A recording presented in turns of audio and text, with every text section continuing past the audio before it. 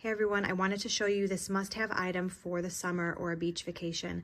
So all you do is you just push on the bottom and it pops right out. It folds in on itself for storage. And you have a full-size bucket ready for the beach or the pool or filling up with the hose in your front yard. So the size, just for reference, there's my hand. So it's a pretty good size.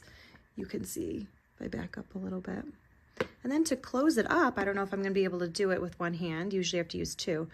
But you just push right down. There it goes.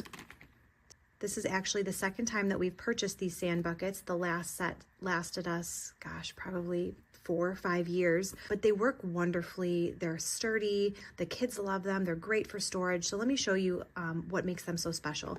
So you're going to get 3 of them. And they've been upgraded since the last time we purchased them. They did not come with these little shovels last time, but I really appreciate those. They're color coordinated to match the buckets. We have had no problem carrying, wet sand or water. We've never had a problem with the handles coming off.